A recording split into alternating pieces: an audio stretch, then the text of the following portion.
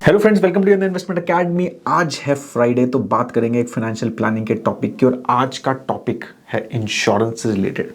ठीक है, क्योंकि एक नॉर्मल क्वेश्चंस बहुत बार स्पेशली मुझे और हमें कंपनी को आता है कि मेरे पास ये वाला पर्टिकुलर फाइनेंस मतलब लाइफ इंश्योरेंस प्लान है और मैं जो है उससे एग्जिट लेना चाहता हूँ, सरेंडर करना चाहता हूँ, तो रूल्स क्या हैं इसके अराउंड, है ना?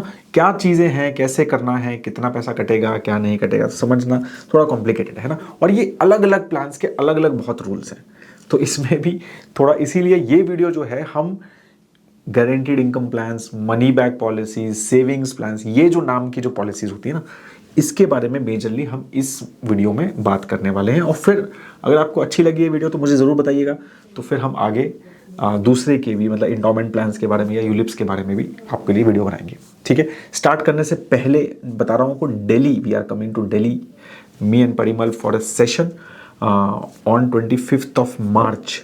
तो अभी तक अगर आपने वो बुक नहीं किया है, चेक नहीं किया है, तो नीचे कमेंट सेक्शन में पिन किया हुआ है, डिस्क्रिप्शन में भी लिंक है, तो यू कैन चेक।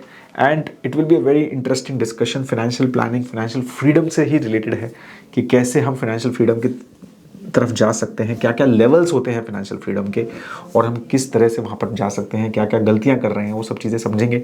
बहुत एक फ्री फ्लो डिस्कशन होता है, बहुत सारे क्वेश्चंस आते हैं, बहुत मज़ा आता है। ठीक है, तो ज़रूर अगर आपने अभी तक बुक नहीं किया है, यू वांट टू चेक, तो कमेंट सेक्शन में ज़रूर चेक कीजिए। तो अब क्या कहते हैं, बात करते हैं कि है क्या, पहले होता क्या है ये money back policy, guaranteed income plan, savings plan, right, होते क्या हैं। तो नॉर्मल इंश्योरेंस ये मेजरली सबसे बड़ा एक कैटेगरी है ऑलमोस्ट, राइट, इंश्योरेंस प्लान्स का, जिसमें ये बोला जाता है कि आप इतना इन्वेस्ट करो और इतना 15, 20, 25 ईयर्स तक का इन्वेस्ट करोगे तो you will get this much money back.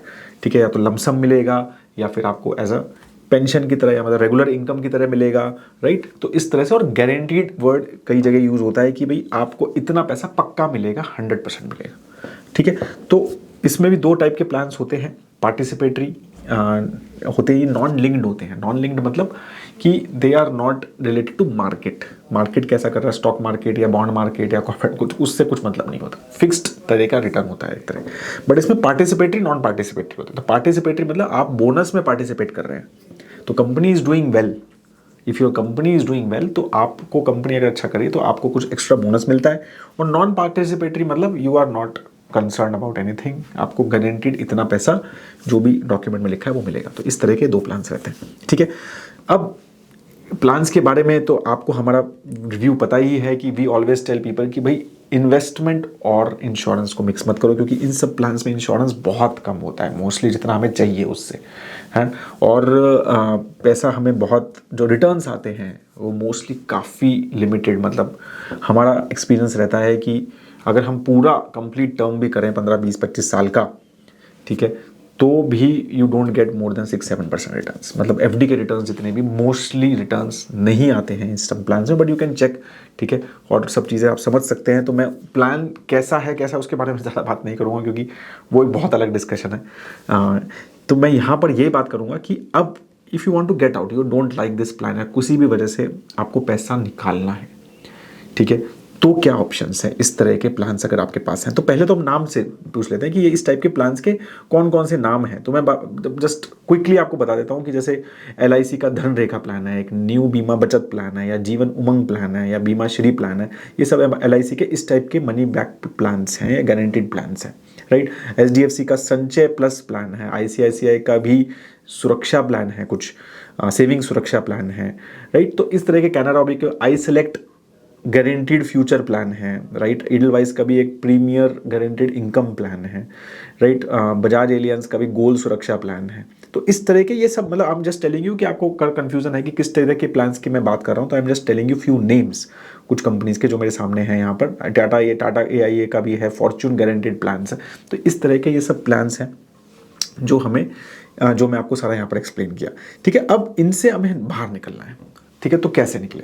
तो पहले तो आपको मैं सिंपल ये बता देता हूँ कि निकलना आसान नहीं है। ठीक है, मतलब वो स्ट्रक्चर ऐसा कॉम्प्लिकेटेड है, राइट। तो आपको पहली बात तो इनमें मिनिमम 2 साल का प्रीमियम पे होना चाहिए। अगर एक ही प्रीमियम पे किया है and you want to exit, तो कुछ नहीं मिलेगा। मोस्टली LIC में मिनिमम 3 साल का करना चाहिए। अगर 2 ही प्रीमियम पे किए हैं उसके बाद यू वांट टू एग्जिट, आप बोलते हो सरेंडर करना चाह रहा हूं, कुछ भी नहीं मिलेगा। ठीक है, तो ये सबसे इंपॉर्टेंट है कि मिनिमम 2 प्रीमियम पे होने ही चाहिए, तब आप एक्सपेक्ट कर सकते हो कि अगर मैं सरेंडर करता हूं तो मुझे शायद कुछ मिले। ठीक है, तो अब सपोज मैं एग्जांपल लेता हूं, तो अगेन ये कितना मिलेगा, सरेंडर करना चाह रहे हो तो कितना मिलेगा। तो सपोज आपका पॉलिसी टर्म जो है वो 10 साल है, मोस्टली 10, 15, 20 साल का रहता है, तो मैंने एग्जांपल लिया, सपोज 10 साल है आपका पॉलिसी टर्म। पॉलिसी टर्म का मतलब 10 साल तक आपको प्रीमियम पे करना है, राइट। और आप 2 साल का आपने प्रीमियम पे किया है, suppose 50,000 rupees year premium pay किया, तो 1 लाख रुपए प्रीमियम पे किया, उस पर कुछ इंटरेस्ट बना जो भी, ठीक है, थोड़ा बहुत 4-5% सपोज बना, तो सपोज वो 1,05,000 रुपये करंट वैल्यू है उसकी। तो अब आप उसको सरेंडर करना चाह रहे हैं कि भाई मेरे को ये पॉलिसी बंद करनी है, मुझे ये पैसा वापस चाहिए। तो मेरे सामने एक पॉलिसी है, मैं नाम नहीं लूँगा, उसका मैं चार्ट आपको यहाँ डाल देता हूँ, राइट। तो वो आपको 30% पैसा देगी वापस, तो मतलब 1,05,000 का 30% पैसा बेसिकली आपको वापस मिलेगा, मतलब 30,000 रुपये प्लस आपका इंटरेस्ट, वो आपको पैसा वापस मिलेगा बस। You will not get anything more, अगर आपका 10 साल का पॉलिसी टर्म है। ठीक है, तो इसलिए अगर और पॉलिसी टर्म जितना बड़ा है, राइट, उतना पैसा कम मिलता है। ठीक है, ये चीज़ हमें समझनी है। तो 5 ईयर्स तक अगर हमें रखे हैं तो 50%, मतलब जैसे इस टेबल के हिसाब से अगर आप 5 साल के बाद 5 आपने प्रीमियम पे किए, 5 प्रीमियम सपोज 50-50 2.5 लाख रुपए पे किया, तो 5 साल के बाद आप निकाल रहे हैं तो 1,25,000 रुपीज़ प्लस आपको जो भी इंटरेस्ट है आपका जो बना, राइट, वो आपको मिलेगा, बाकी कुछ भी नहीं मिलेगा। ठीक है, तो सिग्निफिकेंट लॉस है, नो डाउट इन इट। ठीक है, तो इसमें दूसरा ऑप्शन जो हम लोगों को सजेस्ट करते हैं इस केसेस में, ठीक है, कि अगर इतना सिग्निफिकेंट लॉस है, लोग कहते हैं सर ये तो बहुत पैसा नुकसान है, इससे अच्छा मैं चलता ही रहता हूँ, तो चलो मत। दूसरा ऑप्शन ये है कि आप प्रीमियम पे करना बंद कर दो। सपोज जैसे मैंने बोला कि आपने सपोज 5 ईयर का प्रीमियम पे किया है, तो 2.5 लाख रुपए का प्रीमियम पे कर दिया, अब आगे प्रीमियम पे मत करो।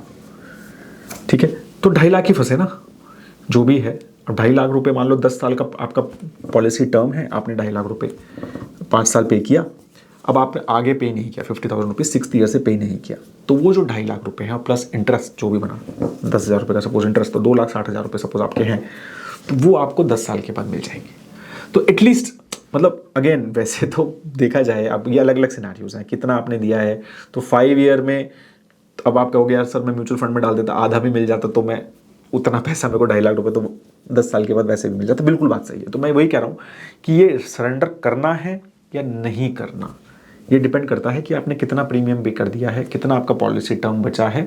तो उस हिसाब से अगर काफ़ी सिग्निफिकेंट प्रीमियम पे कर दिया है, ठीक है, और थोड़ा बहुत ही पॉलिसी टर्म बचा है, तो बेटर है कि हम 2-3 साल और रुक जाएं, 3-4 साल रुक जाएं, and then we get our money.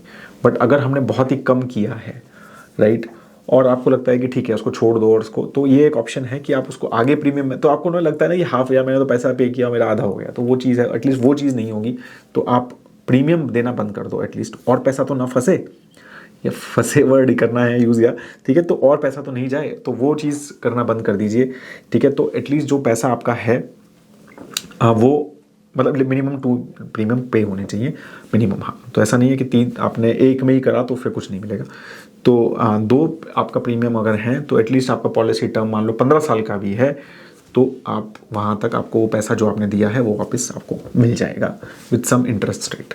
ठीक है, तो इस तरह के ये करंटली जो हैं रूल्स हैं, या फिर मैंने जो 3-4 डॉक्यूमेंट्स पढ़े, ऑलमोस्ट 4 डॉक्यूमेंट्स पढ़े हैं मैंने इनके सरेंडर के लिए और स्टॉप पेइंग प्रीमियम के हिसाब से, तो ये उसमें ये करंट रूल्स हैं, राइट। बाकी it can be dependent on policy as well. तो ज़रूर एक बार सरेंडर वैल्यू का एक चार्ट होता है जैसे मैंने वो दिखाया, तो वैसा, ठीक है। और अगर हम प्रीमियम भी पे करते हैं तो उसके ऊपर भी बताया जाता है कि अगर आपने प्रीमियम पे किया, बंद किया, तो आपके साथ क्या होगा, तो वो ज़रूर पढ़ लीजिए before taking any decision. But mostly these are the decisions in money back and guaranteed plans.